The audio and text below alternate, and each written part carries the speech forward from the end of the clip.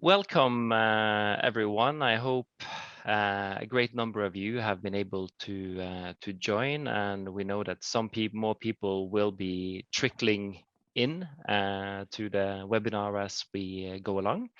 It's a great honor for me as leader of the Global Research Program on Inequality, GRIP, to moderate this discussion on a hugely important book, namely Meera Tiwari's Why Some Development Works, Understanding Success, which is a great title, I think, and an optimistic title.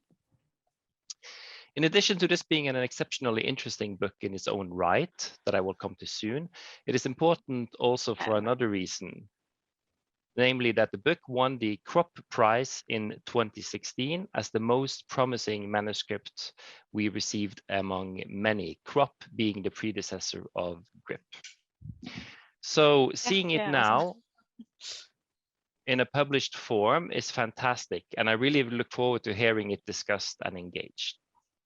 And again, the fundamental question the book asks, in my opinion, is why do some development projects succeed where others fail?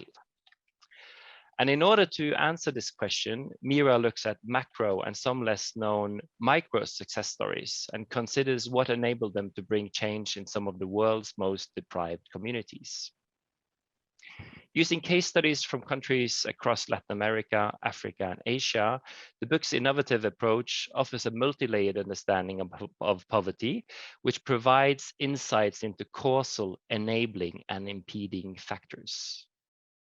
By this approach, the book fills a key gap in the current literature on development, as there have been few attempts to work out at a micro-level understanding of development, i.e. starting from the grassroots.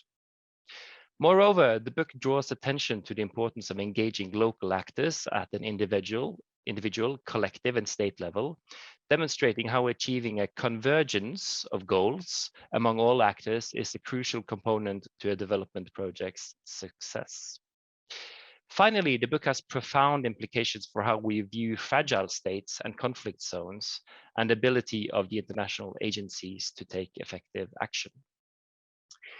With me today, I'm very pleased to say I have a host of experts in the field, and we will proceed as follows. Firstly, Meera Tiwari will present her own book before we will turn to our discussants, who will all provide comments on her book, and I hope also critical questions. We will thereafter have a Q&A session with the audience, you, our digital participants, so please do submit your questions at any point during our book launch. But for now, let us listen to Meera Tiwari.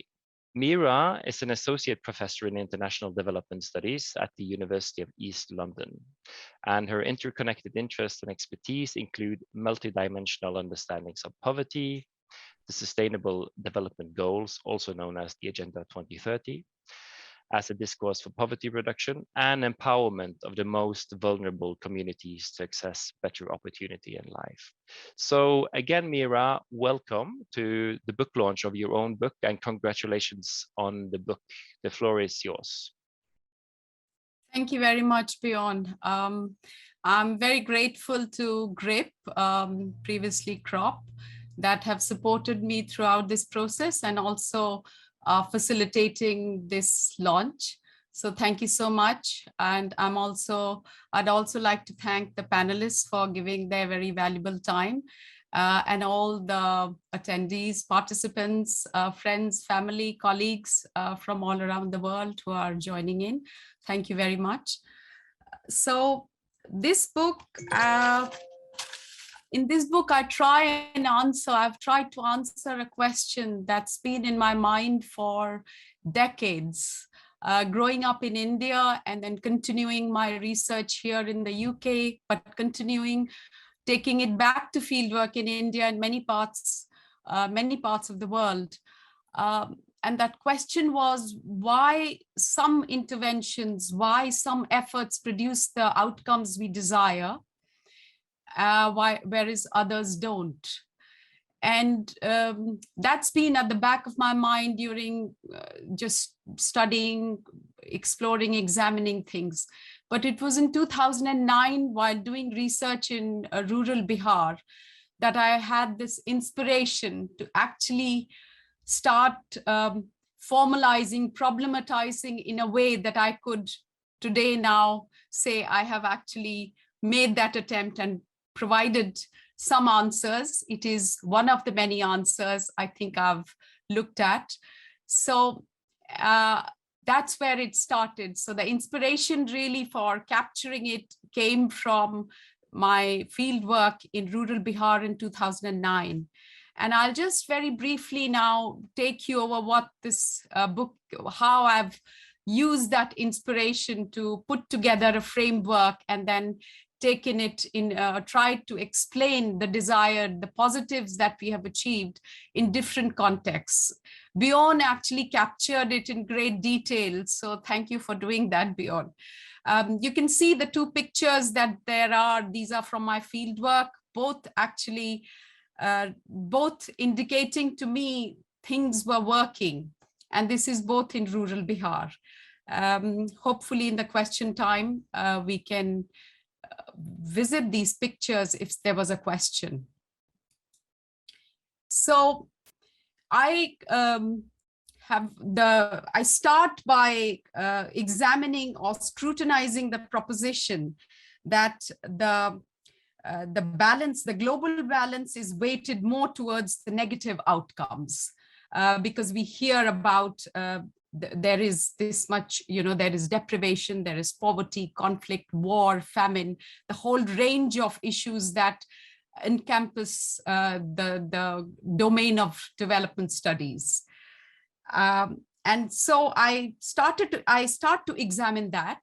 I put it actually, the initial thoughts are located within a historical mythological context, and it's only a page, so people reading it shouldn't think this is about mythology. So it's just a page, and to those of you interested more in contemporary, looking at more contemporary balance of the good and the evil, I'm referenced to Star Wars, to the movie Star Wars, because it has in the same person the good and the evil, and it is the fight between the Siths and the Jedi Knights to restore that balance. But no more of Star. But this is just an analogy, perhaps to draw appeal to people who think sort of there's the mythology, but where's the current relevance? But so here, there we go. Moving forward quickly, I look at the goodness, the human goodness within development studies as addressing the negative outcomes, and which are loss of dignity, loss of opportunities, famine, conflict, disease, etc. So these are the negatives, and the interventions, the efforts that have gone on to address these, they've been successful, they've achieved the desired outcomes, then that's the positive. So my book looks at how we've achieved these positives in some domains. And as I say, my example comes from rural Bihar, and that helped me to develop the theory. And so this, the example that I saw and that inspired me was of a self-help group women distributing kerosene oil in one of the villages that I was there to do the field work. And unpacking just this, I described this in great detail in chapter 3. So this is maybe encouraging you to read the book. They were distributing the subsidized kerosene oil. And the story behind that was that the licensed dealer had been exposed by these women, the self-help group women, who was selling the subsidized kerosene in black market. And they had, as a collective, gone to the local district magistrate, that's the local administrative authority, and reported this case. That there are irregularities in this distribution, and the very, very poor in the village, who at that time were hugely dependent on their home electricity through kerosene oil, and some for cooking. Although cooking use of kerosene as cooking fuel has been declining. The story I'm narrating is over 10 years old, so the situation is different. but they were reliant. So the very poor were being missed, they were missing out. The better off in the village could purchase the kerosene oil at the black market rates. Once this was made known to the local authorities took action, made an unannounced visit, and caught the dealer red-handed. The dealer's license was cancelled, and as a temporary stopgap measure, these women's collectives were given the license to distribute. And that is the scene I witnessed, how they were controlling. There were many attempts by the male members to take control of that chaos, the line, because people were not in the queue, etc. But these women were absolutely sure that this is their domain and they are going to do it. And so that's what, so I unpacked this. And so there's the individual woman and her family that were experiencing, they were being disadvantaged. They were not able to have electricity in the house, and the misery then it causes in dark winter nights. They couldn't purchase, they didn't have the money. As an individual, they couldn't do anything. This is rural Bihar, this is rural India. They do not have the voice as an individual.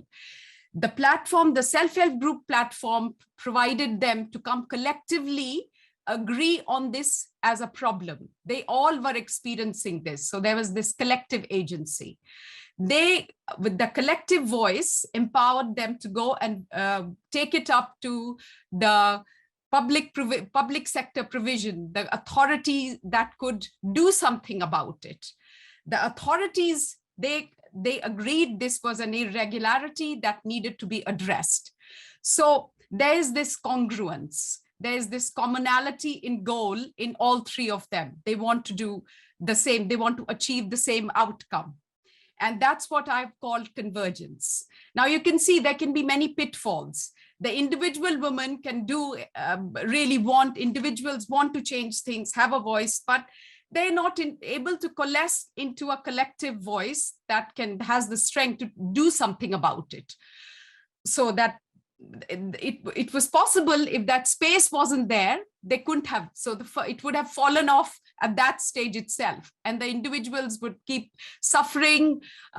Maybe something would have happened, but not in the way that it happened in the kerosene oil story. Second pitfall is the collective would have been formed, very good.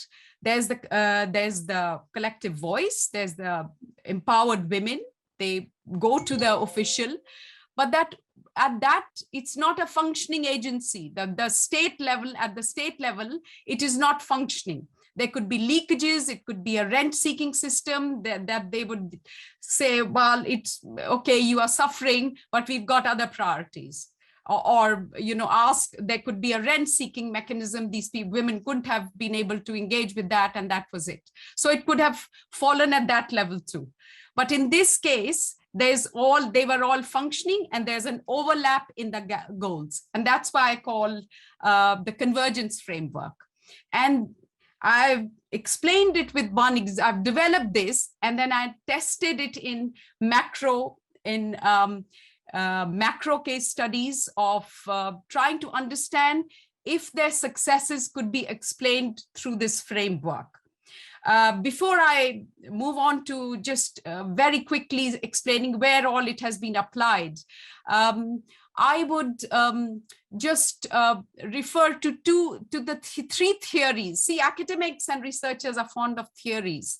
So we have to say, what theories is it grounded in?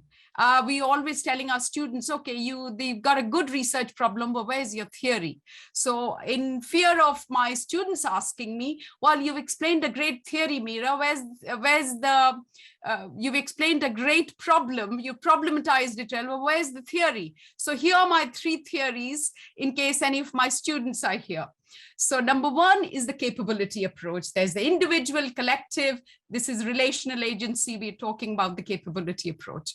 The second theory is the Freirean approach, because the women and the researcher, the policymakers, they are all actors in problematizing, in learning, in being solutions to the problems that they are experiencing. So there's the Pavlovian approach here, which I use extensively in everywhere sort of one goes, because it makes the individuals aware of the problem.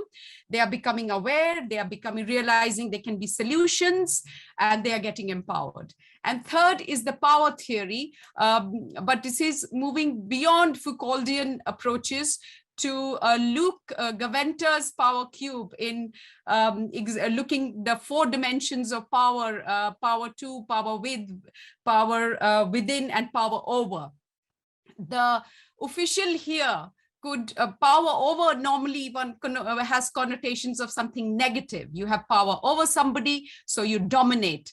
But power over, in this case, you can see the official actually used that power over to do something really. He had power over the fraudulent license, the kerosene oil distributor, and he corrected the irregularity. So there's a positive outcome there.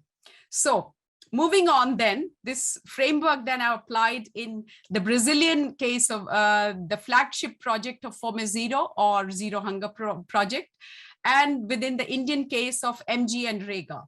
Both are these flagship projects, and I look at how they were, what was happening, and I have been able to explain the positive outcomes, the successes they made, but also identified the pitfalls in both the projects through applying this approach.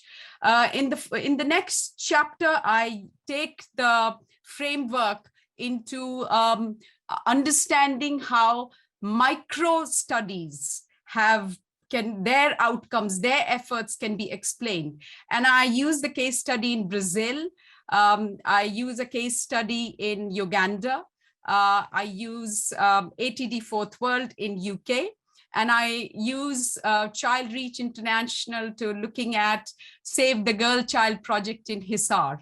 And all 4 are amazing projects. They are doing really worthy work. And I've been tried to explain through this framework. And I did find answers. In the Ugandan case study and the Brazilian one, of course, they extensively use Ferrerian approach. It's a process where they are making people aware as very powerful actors in their context. In the same chapter, I have included individuals who I call, they are my exemplars, champions of change. They are not renowned, they are just people doing their work, but they go beyond the call of duty. And they are driven people. They don't have to be doing what they are doing, but it's through this passion that there was a huge difference made in the projects they are involved in. I have a senior policymaker. I have the CEO of a NGO. I have the SHG self-help group women. One of them I interviewed. She didn't have to be doing what she was doing, but it's through her voice, her effort, her energy that the whole dynamics was very different to what it would have been if she were just an active member, but doing what she was meant to be doing. She went beyond that. And I've also got a farmer from Ethiopia who was the model farmer. He also didn't have to be doing what he was doing, but he went beyond that and became an example, a model farmer for his community. So I've got these individuals also who make all the difference. And in the last chapter, I take the framework to conflict zone using Lebanon as a case study. And it does explain, the framework becomes very different, but it does explain to little something that's happening in fragile states in conflict zones also. In the conclusion, I added something new, and I think that all of us would be, this would be interest to everybody. If you look at countries that have managed the COVID, the pandemic better than others, I found that they were able to, there was this resonance of this framework, because there's the individuals, they are really wanting to do change, do something. There was collectively they came, but most importantly, they needed a relational agency, which is the state, the government, who they could trust. So the messaging, the public service delivery, if the state was able to do that, and there are examples of New Zealand, Finland, Germany in the first, second phases that they were delivering these. I'm mentioning 3, but there are another 5 or 4, another 3 countries I have in the book. So that I thought that was quite, it was explaining that. One of the ways of explaining, I'm sure there are different lenses that you can apply and explain this, but this is my attempt in trying to understand why things change in the way we would like to. Thank you. I hope I haven't taken too long. Excellent, Meera. Thank you for presenting your book in such an energetic way. I mean, the energetic way in which you wrote the book also shines through in your presentation, which I really enjoy. Now, as I said, we have with us here today a host of very able and vocal discussants. So I thought we would turn to them and hear their thoughts about your book. We start with Rohini Mukherjee, and Rohini Mukherjee is currently the Chief Policy Officer at the Naandi Foundation, where she has been active in a range of critical roles the last 14 years. She's currently leading the Policy and Strategy Cell and has overseen the successful completion of 2 large-scale surveys, the Hunger and Malnutrition Survey and the 2018 Teenage Girls Survey. She has experience from grassroots community work as well as research work for extension of government services for child development to families below the poverty line. So Rohini, very nice to have you with us, and please, the digital floor, as it were, is yours. Thank you, Bjørn. I have to say I'm honored to be on this panel today, and a double honor now after I learned from Bjørn when he said at the beginning of this session that Meera's book got Best Manuscript Award a couple of years ago. So that's a double honor. Thank you so much for having me here. I would, of course, also repeat another thing that Bjørn said, which was about the optimistic sort of note in the tone of the book. And one is, I mean, I have been in the development sector for a long time now, and one does see more of why development doesn't work in print and research than of what works. So I was really happy that I got a chance to go through the book and also, just share a few thoughts that came to mind as I was going through this. So the story, the sort of chapter 3 that Meera just mentioned, the PDS kerosene story, let's call it. To me, the whole incident became a story for me when this shortage of kerosene caused a debate in the SHG group meeting at the village level, where, because people couldn't afford the kerosene in the black market, I think some of the members wanted a loan, and that gave rise to a debate about, is this what the SHG and the micro sort of the credit and savings by the SHG, is that the reason why this SHG is here? Would it be right? Would it be in alignment with the original purpose of the SHG if we started giving loans to people for buying this kerosene, which we are entitled to a subsidized version, but which is now in the black market, and so on. And the fact that this debate happened over there tells me that when the whole SHG movement, it's called Jivika, as Meera has mentioned in her book, when it started, a lot of time, effort, and resources perhaps were invested in ensuring that every member of the SHG knew what the purpose and the objective of this group was.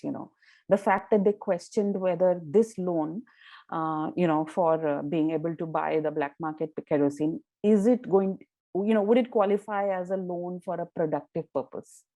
Yes or no? So for me, this, having worked in the development sector for a long time, I have been in projects or seen projects where sometimes, we're in a hurry for various reasons and we don't do this initial investment. And then obviously, if you don't have this investment, then the sort of outputs, outcomes, and results are different. That's one thought that came to mind. And the other I would like to mention here again, with reference with the sort of detailed narration of the PDS kerosene oil story, is that the women self-help groups, they had Meera mentions successes in other things with some issues with the local government school, I think with the midday meal and so on. So some confidence had already been acquired by then, that if we take up a cause, if we act on it, then we might have some favorable result, and that's probably propelled. So for me, again, as a development worker, it tells me that grassroots, this story is also, this story is fit to be in a textbook in so many contexts. One of the contexts being that the story is amazing, in how showing how the grassroots level and government representative administrative authorities can work together for a common. And therefore, I mentioned to Meera earlier that this probably is a story that should be read by young administrators. So we have I forget what it's called, the academy in India, where young Indian administrative service officers go for training when they get selected to be in the service. Because this position in Meera's story of the district magistrate, he or she is called, has this authority, but it's not very often that you see the authority being used in the way that it has been used here. And I'll just stop now with the last line of how, in addition to being many interesting things, this story also has this very dramatic element, so if you want to tell it with, this bad man getting caught red-handed by the administrator, so it could even be a great play, that people would enjoy watching. So I'll stop there. I'm happy to talk more, but I shouldn't now, maybe later. Thank you very, very much, Rohini, for those initial thoughts and comments. Meera, would you like to respond?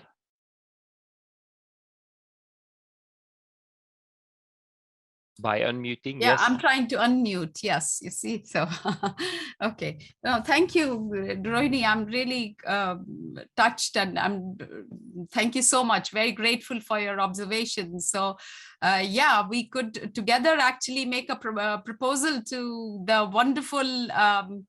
To the wonderful policymakers in Bihar. I have a lot of faith in the bureaucracy in Bihar, unlike probably other states. But yes, definitely, we should make a proposal, and why not do a theater? That would be amazing, absolutely. This story is 2009, March. I even remember the dates because it was so sort of magical. Unfortunately, I didn't take a picture. I was so mesmerized with what was happening in this queue. So I tried to describe it in as many details in the book as I could. But thank you. And I agree with you. This is a great example of how power can be used in a power over can be used in a most productive and constructive way. So thank you, all in agreement. Thank you for that, Meera. So we can move on to our next discussant. Our next discussant is Adnan Khan. Adnan Khan is professor at the School of Public Policy at the London School of Economics and Political Science. He has more than 15 years of experience in policy as a practitioner, policymaker, and activist, followed by more than 10 years experience as a researcher and lecturer. His main areas of interest include economic development, state capacity, state fragility, and public finance. And all this should make him a very, very able discussant. So welcome, Adnan. We're very, very pleased to have you here, and we're very interested in hearing what you have to say about this book. The floor is yours. Thank you. Thank you to the organizers for inviting me. Thank you for Meera for both writing this book and for sharing it with me. If I'm very honest, I read a lot and I don't enjoy all of the books, but the books that I really enjoy are those which are interesting to read, that also make you think and ask questions at the end, maybe more questions than you started the book with. but in a different way, which are enriched by what you read. And this is one of those books that made me think and reflect. So thank you very much for writing this. There are also lots of other things that I could relate to, including some of my favorite authors, Freire, Sam, Gaventa, so many others, like sweeping look at history, also related to my own past as an administrative service officer, my own work in Bihar and others. So all of those counts. Fascinating book to read. And I couldn't agree more with the, call it the punchline. Development interventions are more likely to work if there is congruence between individual goals, collective goals, and the relational context. And let me say a word about these, my own take, and I'll be interested in knowing how much you agree with those. First, this is not a million, not a billion, but $1 trillion question. What works in development? So we just saw an example in Afghanistan where after $1 trillion, not much worked in the end. There was a lot of fragility. We saw examples in many other countries. I work on state fragility quite a lot, and it's mostly a history of failure, to be honest. Mostly a history of outside actors imposing their own visions, which even with benign motivations doesn't necessarily work. And unlike Meera, I'm more fascinated by failures, but failures in the sense because there are too many. What accounts for failure, and what do we learn from those, and how do we ensure that we don't repeat those failures? And what also fascinated by successes. So in a world with multiplicity of failures, do the few successes that arise are due to two unique idiosyncratic factors, or is there something structural, systematic about those? How do we ensure that we build on those successes and that they sustain in future? So all of those are fascinating questions. My own take on your call it the punchline is, I would say 5 things that I take from the book and the punchline. One is call it alignment of incentives. In the language of social sciences, what you're saying is interventions are more likely to work when the incentive structures are aligned between individuals, between organizations, state, and their context specific, their respective context. I couldn't agree more. We know both from theory as well as practice, what is good for an individual may not work for the collective. Individually rational behavior may be socially suboptimal. What is good policy may not necessarily be good politics. So for all kinds of reasons, I think this alignment of incentives is extremely important. The other is, one could think of intervention that may make a difference, but I think the key thing is, what is this impact that we are talking about? And is it merely quantitative indicators? In other words, like the question of agency. So who has agency? And is the impact that we are measuring is purely in narrow terms, or does it also count development as freedom and those broader dimensions? And I completely agree with the view of the book. Unfortunately, many of the interventions do not respect this principle. And even if they come up with some, call it technocratic progress, that is not something that is lasting and that should count as development. The third thing I also hear, being in the development business, a lot of technocratic interventions, a lot of schools around the world and development agencies around the world are looking for best ideas, best fixes, and looking for technical solutions to deeply, call it deep issues which have reflective of dysfunctional systems, and where human agency and collective political economy are key. In other words, ignoring power and politics.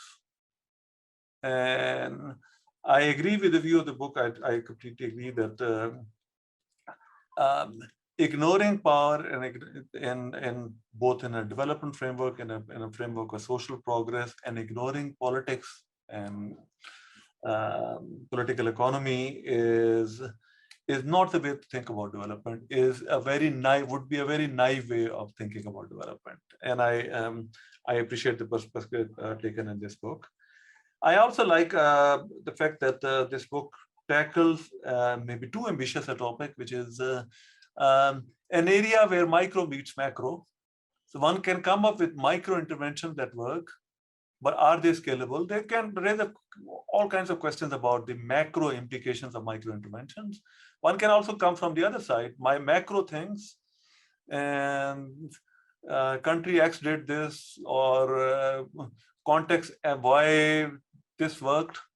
And in the end, I think what matters is having coherent stories which are supported by evidence, where also which also meet this challenge of micro meeting macro.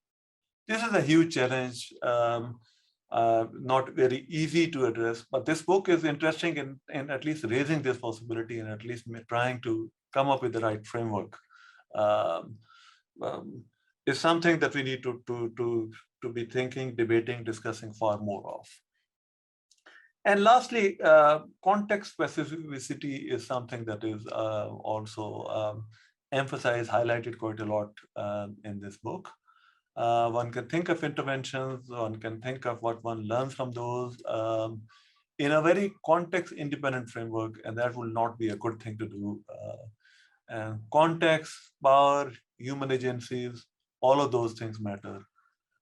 It is important to generalize, but it's also important to have principles that are context specific and that respect this issue of human agency and power.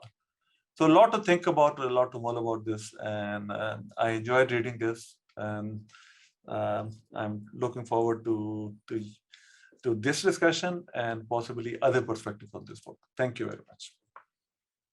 Excellent. Thank you very, very much, Adnan. You posed a number of broad issues and important issues, I think. And I think we should allow Meera the possibility to respond. Please, Meera, could you comment on these issues, please? Thank you so much, Adnan. Really appreciate your insights, and I pick your some of the I'm happy to say concerns. So absolutely. And I'll respond by saying that somewhere I say that, but probably could be maybe for another book. Political will is a very, very important factor in trying to get things done. It doesn't happen without it. The state of Bihar used to be referred to as Black Africa of India. And it's only since early, probably 2005 onwards, that the change in political regime, the change in ambition of the political regime that facilitated this transition. And there's a long way to go, but the political will is still there. So, and by no means am I say, because in the first chapter I do talk of, I build on this body of literature with Steven Pinker, Angus Deaton, Kenny, etc. This is about optimism, you know, looking at, and Angus Deaton's book, The Great Escape, talks about, well, 250 POWs died in the original movie, but some escaped. And he compares that escape to the progress made in mortality, in child mortality, in our lives, in our educational improvements, the opportunities. That's it. You've got that. Mine is up on top. So I'm hiding stuff these days because I have, in moment of madness, I have a small puppy. So I'm trying to teach him to admire books and not chew books, you see. So I have so I build on that literature, but there is this very strong critique. It doesn't mean sit back on your laurels, we've achieved a lot. It's not that. It's to remember that what is necessary to move forward. And Angus Deaton explains that he has formulated that very well. Steven Pinker is critiqued because he builds a good case for enlightenment now, but he in one sentence, he says that failures are attributed to lack of knowledge. To me, that's kind of simplifying the context. We have the knowledge, we are dealing with a lot of complexity. And I think the complexity dimension needs to be taken into account when we are talking about political will, when we are talking about context specificity, in trying to nurture human agency. So that was one point. So the other one, I'll address the other one and I'll keep quiet then, is about the scalability and micro-macro. Absolutely. In both the macro projects that I have used, the flagships, Fome Zero or Zero Hunger in Brazil and the MG and Rega in India, the conception, if you go through the frameworks, it's brilliant. But the pitfalls were that in trying to implement at this large scale, those micro units of change, the engaging with the micro units in the society, it didn't happen in the way it was planned. Yet it did make progress. Both have made tangible progress. MG and Rega in India, rights-based program, demand-driven, there's no doubt it made difference. We can unpick and critique and the whole range. It improved women's participation in the country, which was still very low, but it was dismal. We feel ashamed talking of the figures. At least it provided something. We can say, is that something enough? No, not at all. But it is moving to the next step. And this whole book is about that. So I completely agree. Scalability, either from big to small or micro to macro, is a big challenge. In Jivika itself, I have visited the same women over now 10 years, in intervals of 2 to 3 years. I see a huge change, but I also notice slippages. So, and it's not possible. There were, at the time I started my research, there were just 6 districts that were the policymakers' ambition was to have a saturation approach, to have it all over the state. There were just 6 districts at that time. Now it is saturated. This has got Jivika SHG all over. But I have seen it from that point of view when it was a micro project to a macro now. This is all over the state and I see the slippages. So scalability, if somebody can unlock that conundrum, I think we could make huge progress too. But thank you, Adnan. Yes, I do look forward to unpacking this a bit more detail in a different forum. So thank you so much, and I really appreciate your comments. Thank you so much, Meera, for providing very good responses, I think, to Adnan's interventions. We have one final discussant before we also turn to our digital participants who have started posing questions in the chat, which is very good. So we haven't forgotten you. But for now, we would like to hear from Diana Skelton. Diana has been part of All Together in Dignity Fourth World, ATD, since 1989, working in the volunteer corps and serving as Deputy Director General from 2008 to 2016. She has years of hands-on experience from low-income community and has worked and lived in Madagascar, the US, and France, and represented ATD at United Nations and UNICEF. So please, Diana, we would like to hear your thoughts and comments. The floor is yours. Thank you very much. I'm a little intimidated because I'm not an academic at all, but as a practitioner with grassroots experience, I found this book just such a pleasure to read. First of all, because of all the hope in it, and because it's really intelligible coming from grassroots experiences. For a non-academic, it's a real pleasure to read, and I felt like I learned so much from it. Starting with the historical links to the theory about more positive outcomes, and the kind of continuum of the Convergence Framework connecting the Freirean approach and sense capability approach and others, and showing why today you need this congruence between the individual goals and the collective goals and the relational context. It's helping me to think about my work in new ways. And I really love this approach to learning from success, because learning from failures, it's so frustrating. There's urgency in looking at development and looking at the situation of poverty around the world. It's urgent that we do have more and more success. So I really value that in the book.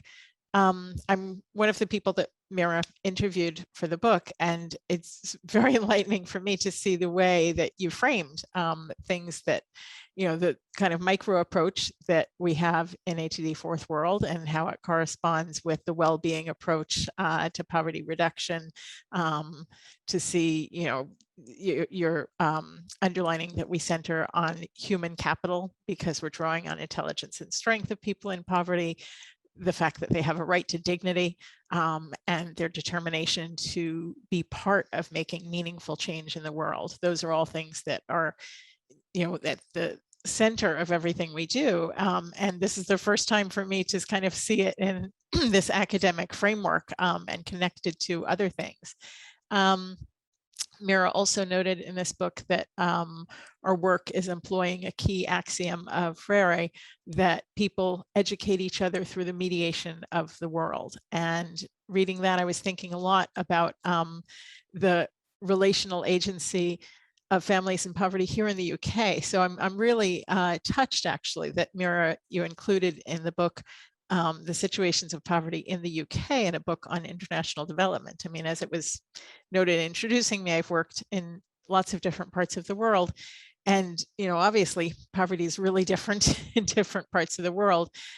But we believe that there's something in common, that people who are struggling in poverty in the global north and the global south need to be talking to each other, thinking together about overcoming poverty.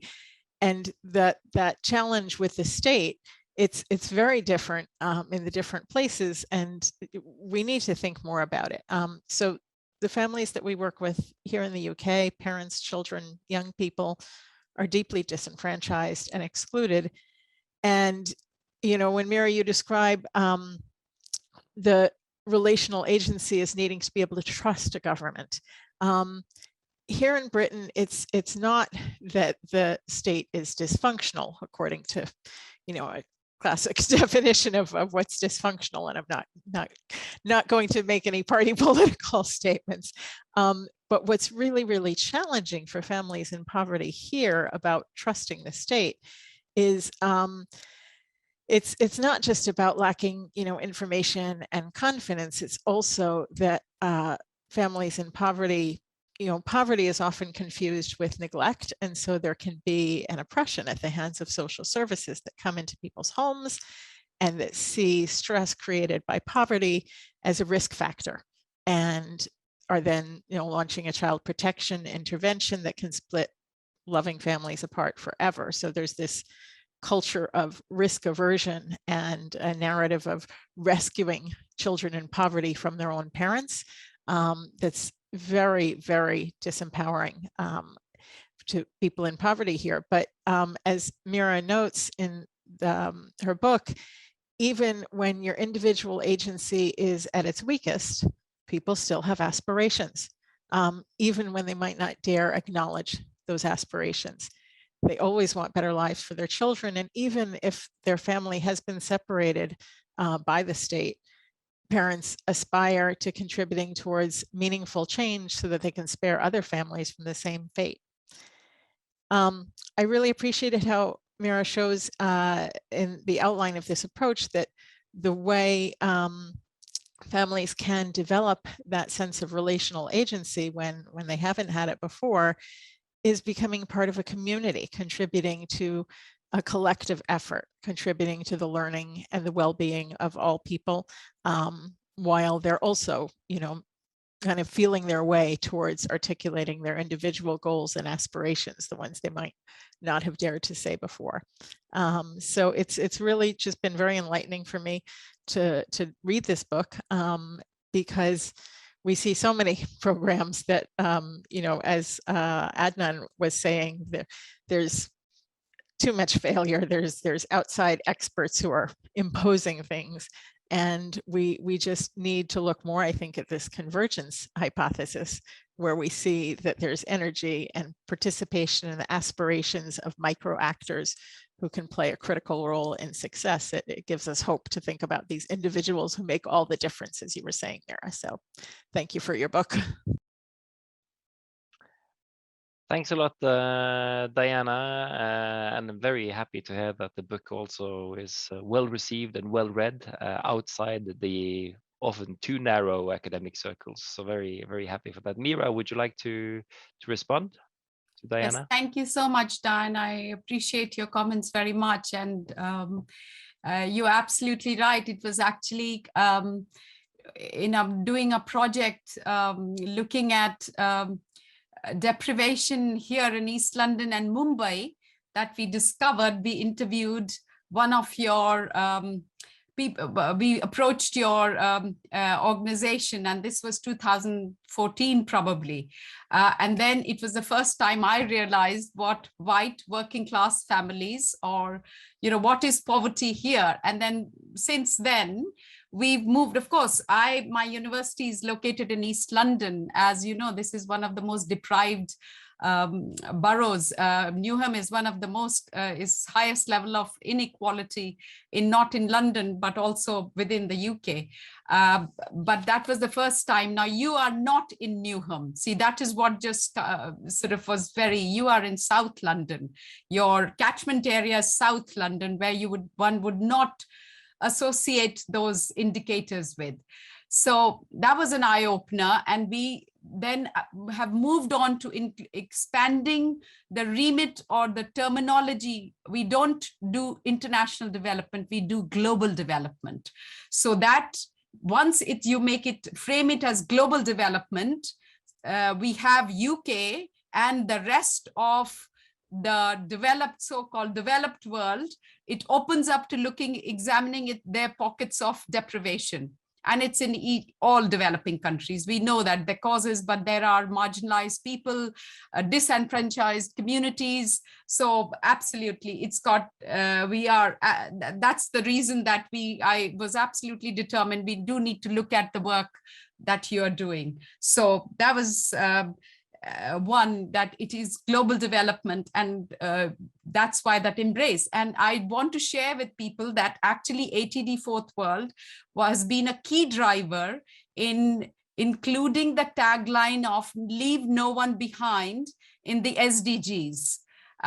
So you can see how the transition from the MDGs to SDGs, where SDGs become global goals now, and with ATD Fourth World saying, well, leave no one behind, and it's coming from your constituents. So I'm sure we are continuing to work together on the Leave No One Behind framework, and hopefully we'll come up with something that's useful, interesting to a wider audience. Thank you. Thank you very much, Meera. I mean, we have received a few comments. I mean, very much praise in the chat for your book, but also some comments and questions. And I think I'll just post a few of them to you now as they came in. One is on the issue of from Meera Mukherjee on the issue of impact evaluation / measurements, which she says is very important. But she asks, what is being measured? What is the measurement criteria, and why that particular criteria? Could you say something about the measurement of a success from your point of view and in your book? So that's a very interesting question. Thank you so much, Miriam. So whose success is it? Is it, when you say understanding success, well, whose success? Is it the policymaker's success? Because they've achieved the outcome they set out? Or is it the funders? The World Bank thinks they've achieved, they've spent the money, they've got the outcomes, they've ticked, all the boxes have been ticked? Or is it the community that where the intervention or something was, or the deprivation was being addressed? So it depends. To me, the kind of work that I'm doing, I have tried in this longitudinal study, small, but over 10 years now, to talk to those people, to collect data from these women, the Jivika women, in trying to say, what's been the impact of these interventions on you?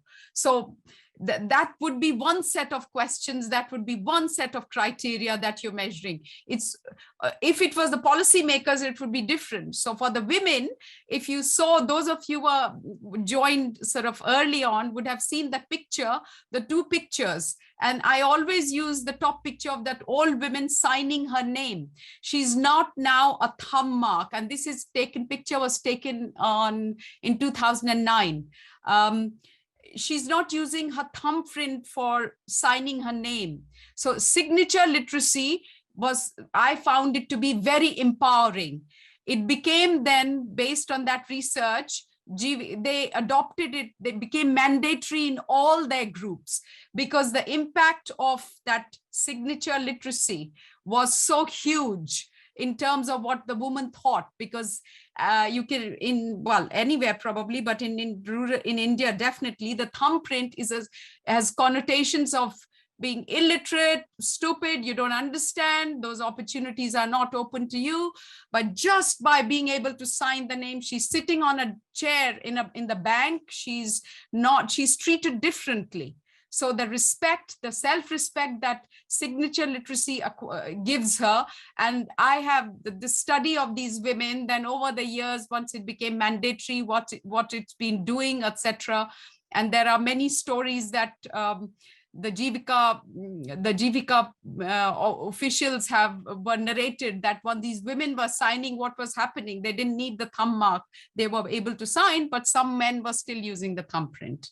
So if I'm measuring from the communities, my criteria is different, my questions are different. If I'm measuring the impact of the intervention from the funder, that's going to be very different.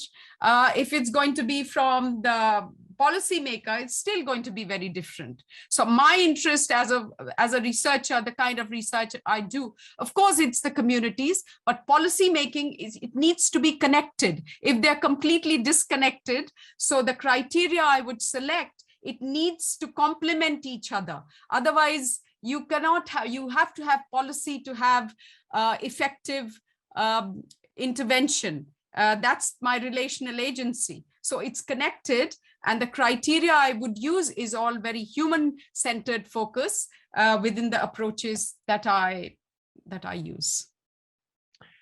Thank you very much, Meera. We go on to two other questions from V. Gautam, and he or she writes, you presented an utterly brilliant and uplifting optimistic theory, which is a very nice comment, I think. Two questions. One, what are your thoughts about transferability of your framework from one region to another and from poor to the rich countries, plus one domain to another? You have in part related to that before, but you might want to respond to it. And the second question goes, and this is a new theme, I think. How well will your framework translate to climate change or pandemic resilience? So I'll take the second question. Thank you for your compliment. I'll take the second question. Yes, because if you see that what this framework does is trying to find conditions for how change can happen, how change, the desired outcome you can achieve. So for example, if the desired outcome here is change of behavior for climate resilience, for pandemic resilience, then we do need that. We need, and I mentioned that with reference to the pandemic, that the countries where it was managed more effectively, this framework sort of explained their strategy or how it was done. There was a strong functioning relational agency, so the people could trust, individuals and communities could trust the relational agency in their objective of mitigating the pandemic. If so, it provided that overlap. Now, in countries where they could not trust, where the state, the relational agency was weak, the messaging was weak, there was no credibility, clearly that overlap didn't happen. And so in terms of the pandemic, that's evidence.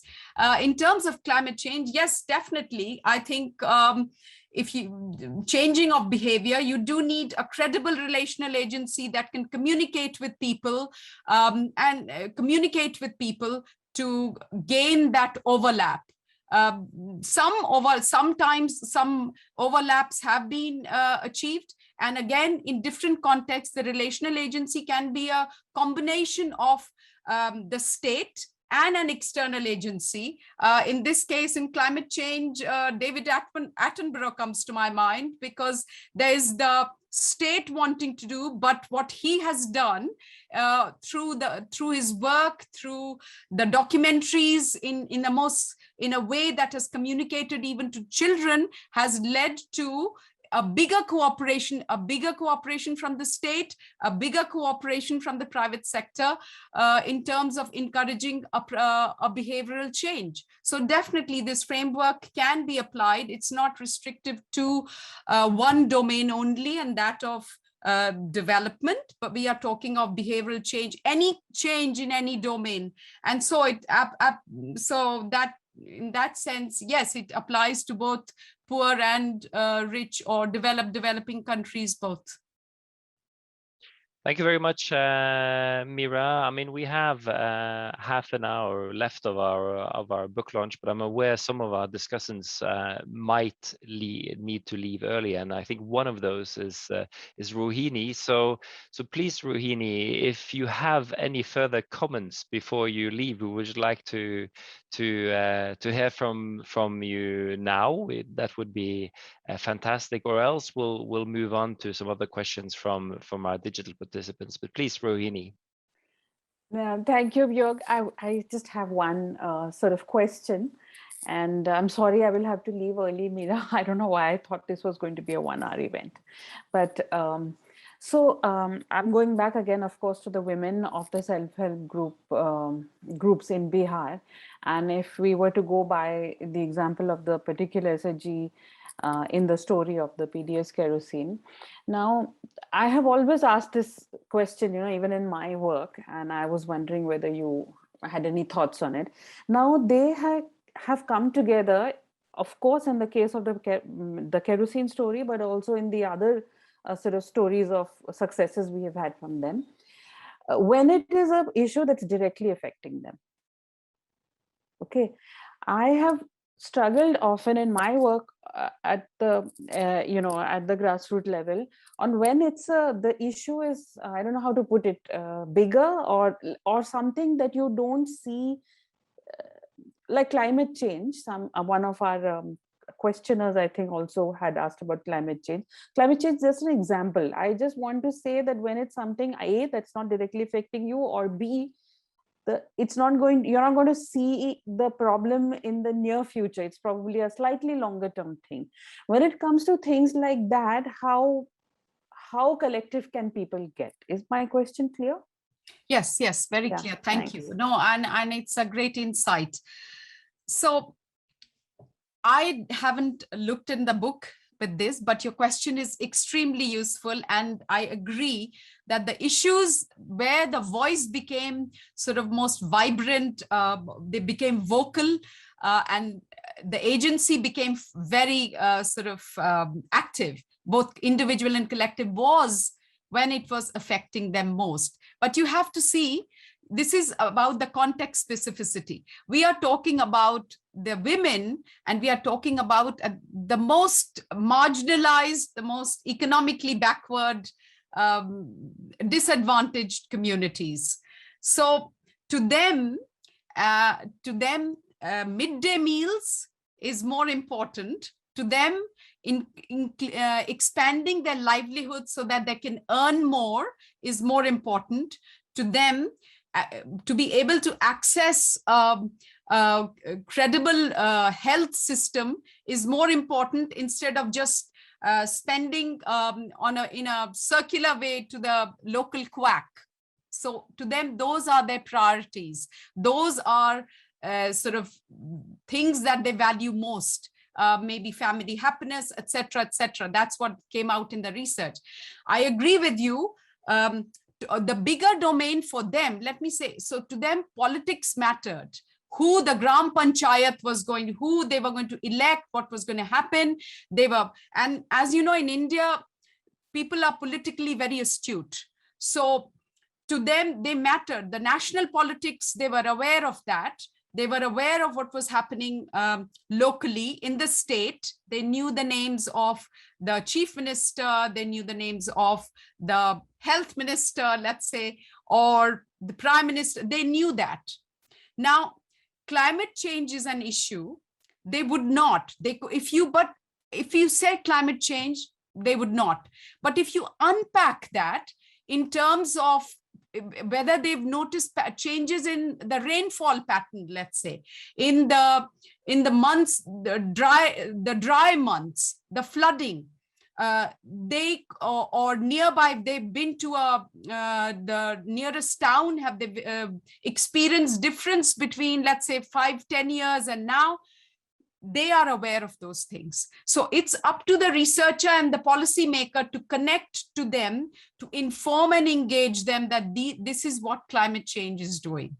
And I think it would be a different platform of engagement. They do not lack insight. They do not lack the ability to process information or problematize. They were able to problematize and find solutions to so many things. I thought, oh, well, MBA graduates can't do that. So it was just amazing. So revisiting somebody who's thumb mark and just you put them aside as illiterate is wrong. They have a language, they have a processing brain that would compete with any urban kid. I hope I haven't taken too much time. Thank you very much for assuring us that these people that you write about and engage, they are also politically oriented, and they do engage critically. We have some more questions in the chat. We have one from Anjali Saini. Apologies for my pronunciation, or for anyone for the pronunciation of any name, basically, but I mean, this is how I pronounce it. And Anjali writes, Meera, in your research, did you come up with any observation on what drives political will? I mean, we discussed this a bit earlier. And then Anjali goes on to write, as you've rightly pointed out, a lot of the success of development is dependent on the political will to do something. So could you elaborate a bit, both on your observations and what you mean by political will, in a sense? So let me start by yours. So what I mean by political will, it is the relational agency there in that framework that becomes functional and that delivers on the promises, the public sector provision, for allowing people to access their own entitlements. There's public sector policy, there's their rights they have, but people don't know how to access them. They don't, on paper, everything exists.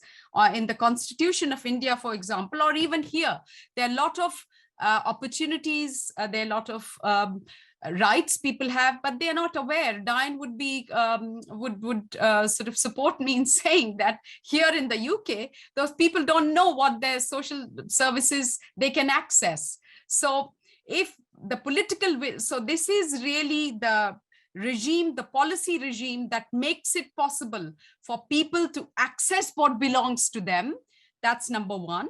But also ensures that people get the provision for health, the provision for education, and the provision to expand opportunities in life. That would be a functioning political system.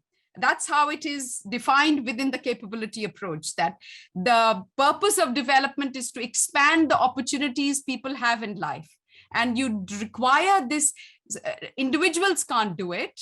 Private sector would not do, the motives are very different. It is the responsibility of the state to do. By this, it doesn't mean handouts, because when you say expand opportunities, you enable people to expand, to build on their skills, to build on their knowledge, so that they become productive and access the opportunities to improve their life, to improve their improve their life achievements, the trajectories that they are traveling in. So now what Anjali's question is interesting. So what drives political will?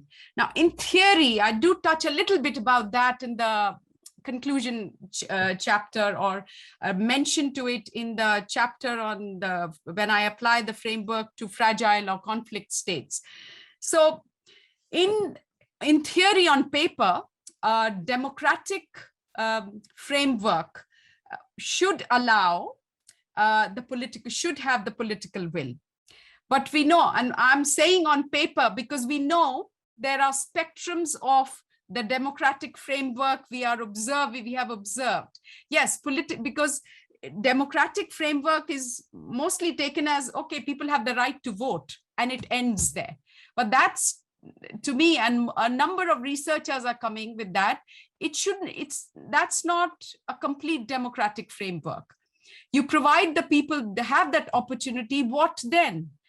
It's a continuum. It has more sort of domains to achieve.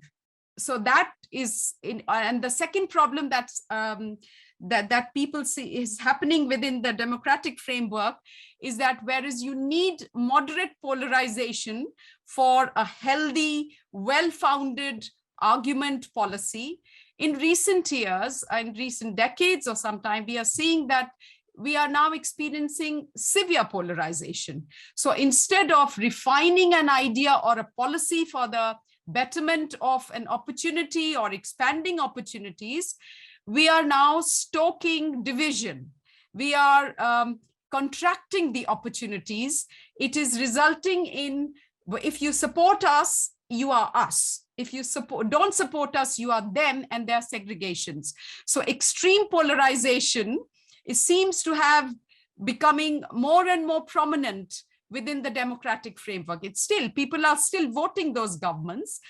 So that right to vote is there, but the democratic framework perhaps needs revisiting. So as I said, on paper, the democratic framework should nurture the political will, because you have to be because you are going to stand for elections again in 5 years. The welfare of the society, welfare of the people is what would get you the vote again.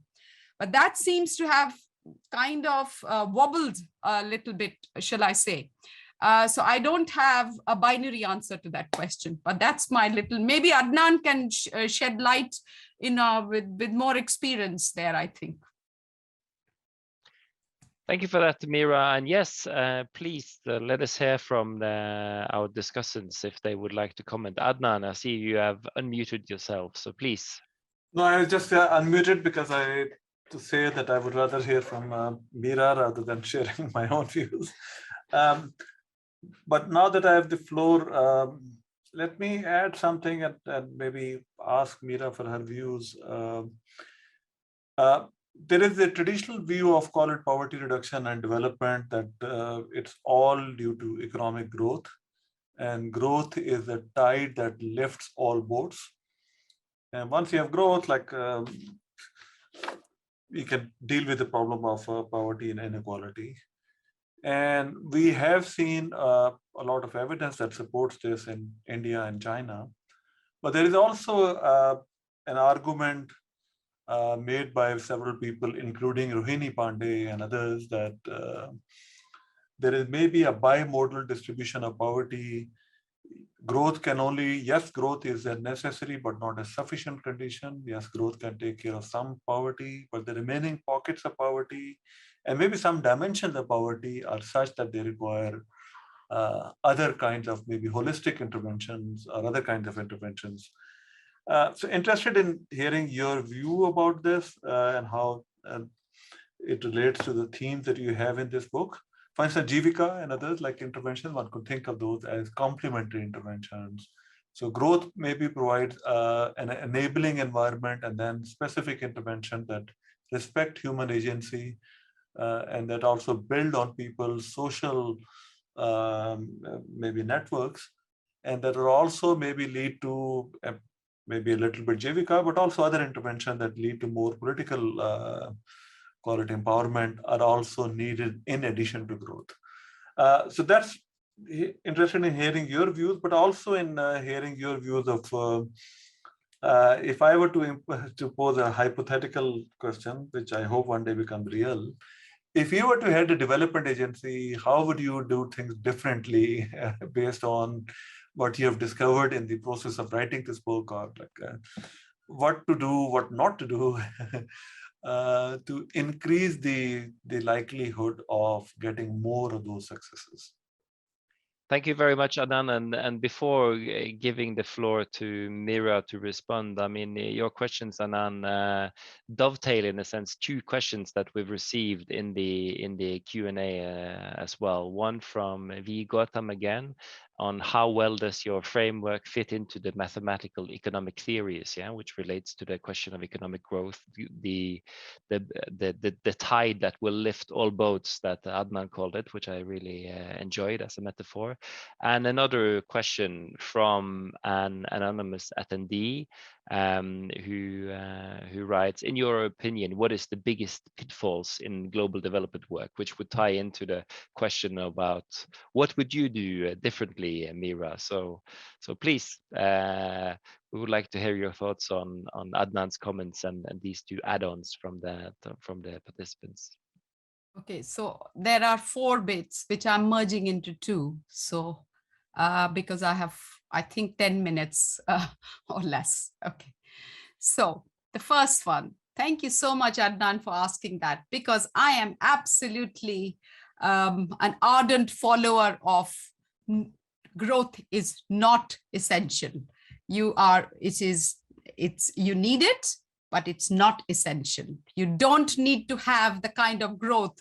Trickle down failed long time back. So, and there are examples. Remember, I am a capability approach person. So for me, growth, economic growth is a means. And the end here is expanding the people's opportunities in terms of the social opportunities. So income is important, but income is not on its own is not going to do anything unless it can improve what people value in life. So you can have, for example, there is a table within this for women in certain parts of the world. They would be economically well off, but they do not have the freedoms. They do not have the opportunities in life that they would value, that they would enjoy, to be able to go, to be able to have a say in what matters, how their lives are changed, to be able to make decisions for themselves and their children. They don't have those freedoms. So to me, they are poor in that domain. Let's take examples of the US. I always ask my students, okay, so US has got, in health terms, is it rich or poor? And they would say, no, some of them would say it's rich because it's developed, because it got all these wonderful provisions there. I say, no, because we are talking about, within the capability approach, if all citizens have equal access to the health provision, well, US suddenly becomes a poor country then. So, and Kerala, just on this point, Kerala is a great example where you have medium growth, but it's an outlier in terms of human development indicators. In the Indian context, its human development indicators are comparable to that of a developed European country in terms of education, in terms of women's empowerment, in terms of health. And please, here the caveat here is, let's look at pre-pandemic data, etc., because all seems to have gone quite topsy-turvy during this 8 months. But yeah, that question, completely agree with Rohini. Sen is a great, has written a lot about whose growth, whose inequality, because the minute you talk of inequality, it's about income inequality. But we are talking about educational, empowerment, the whole range. So social inequalities are very important in shaping, in influencing how a person lives. And to end this point, it is about human flourishings that one is aspiring. And flourishing's income is one component, but just the only one component. So yeah, my view is absolutely go for less and achieve more in other domains, social domains. With that, I think it's time to revisit the Western model of monetary rewards for everything. And if we could achieve that, then the climate change question would partly be answered too, because our rewards are monetary. You earn a lot of money, you have to go and buy a very big car, which has got a massive footprint. Or you buy even a bigger electric car, which you don't know what the battery is going to happen in a few years' time. So rewards need to be made more social and different than monetary rewards where growth is concerned. Okay, too long on this point. So the second point, what would I do? Well, that's a great question now, Adnan. And thank you so much for putting me in that pedestal. So great. Now, what would I do? I think probably with my approach, I couldn't really head a very big organization, because my approach is going to be too time intensive and talking to the grassroots. I would start with them. So I could, though, hold a small organization, which is really grassroots, and have this bridging gap with the policymakers. You see, with the experience, with the communication, I could do that. So let's talk about a small organization that I could head, but with a strong links to policymakers and people like Bjørn, and people like you, who I could bring together on the table to make a change. So I would really ask what their problems are. How do they problematize? So in my experience, problematization is much better coming from the people who are experiencing those problems. I'm there to refine it. I'm there to communicate it. I'm there to signpost it in a way that we can access the opportunities and address those. I would not, so that would be one. That my sort of starting with them. Secondly, I would definitely use the resources to upskill those people in the way they can access the opportunities that will address their deprivations and which they have defined. And of course, as within the capability approach, there is something called adaptive preference. They will only take the decision in the sphere of their knowledge. So you have to, as a person with this knowledge and experience, you do need to expand their domain of adaptive preference. So I do need to make them aware. Rohini gave a good example that to them, climate change means nothing. But when you unpack it, well, what about the rainfall, which affects them directly? What about the waterbed going down? Then you connect that with the, so then I'm expanding their horizon, I'm expanding their information domain so that they can then connect with and look at the skills that will help them to address those problems. So that would, those two approaches only. I think I'm taking a long time, and I hope the other they were able to, the answers address my response, address their answers. I think there was a question on which was the biggest challenge.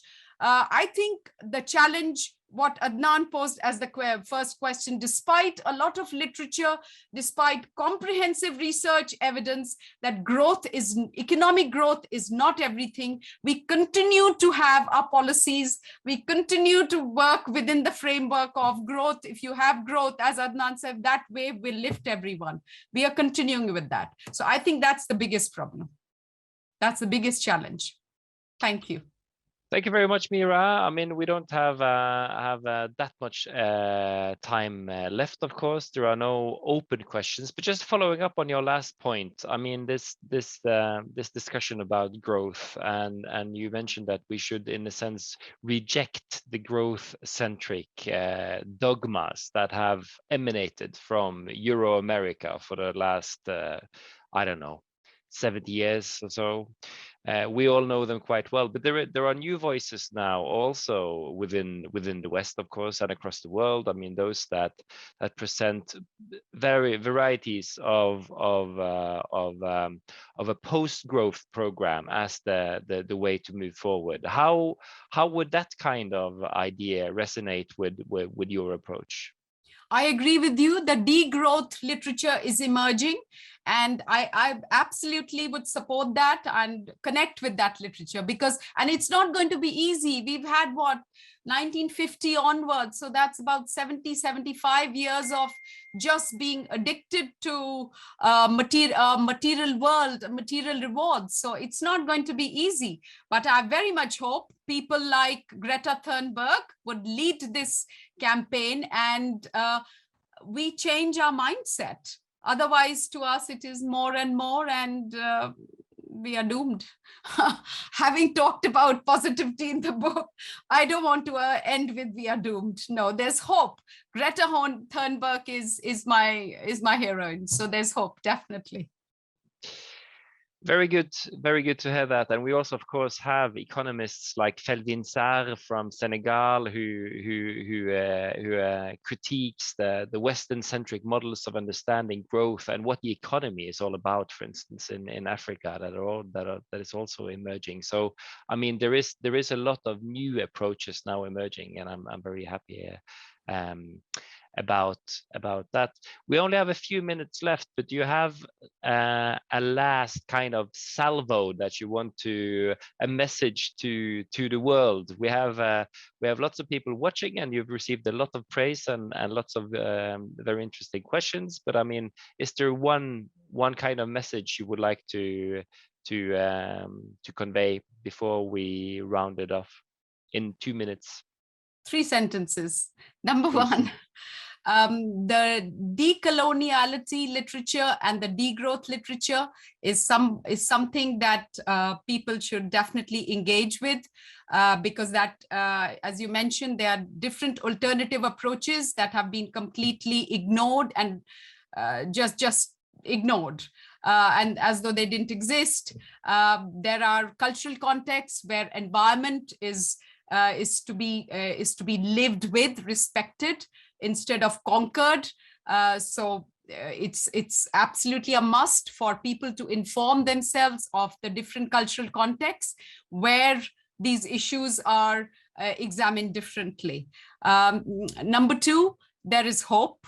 And humankind has overcome many difficulties, and we need a collective voice. We need to understand that collectively, if everyone, and that includes the corporates who are the biggest pollutants. So I'm not just talking about human entities, but entities created by humans. We have to have their buy-in, but with our voice, we can have their buy-in. From youngsters, I do feel a lot of hope with the next generation, their view of life, their lifestyle changes. That's very inspiring. And so there is definitely hope. And thirdly, I'd really like to thank each one of you present here. Most sincerely, I'd like to, I have my sincere gratitude for GRIP, Bjørn, Diane, and Adnan for your really insightful views. And I very much hope that we can discuss this one day in person. But this platform is very good. This is one of the positive externalities of the pandemic, I think, that we are able to have this. We've reduced our carbon footprint already for this launch. So thank you so much. I appreciate everyone joining this, and thank you. Thank you very much, Meera, and thank you all of you for a fantastically enriching discussion. And I think I'm joined by many here when I say that I actually feel very uplifted, yeah, after this conversation. I mean, you've injected energetically hope into all of us, I think, Meera, and that is not something one can always say after having discussed development. So I therefore hope that this book will receive a wide readership, both across academic and non-academic contexts. And that it will also perhaps inform practitioners, not just people who do research. Thank you also very much to Adnan, Diana, and Rohini for having taken their time to comment on and engage the book. Thank you also to our very energetic and very positive audience for posing many questions and comments and words of praise for the book.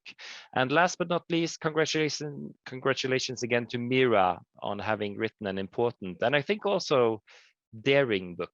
So this is it from GRIP in Bergen, and have a good morning, good afternoon, good night, depending on where you are in the world, and hope to see you again soon at another book launch or at other events. So thank you from all of us. Thank you all. Thank Thank you, everybody.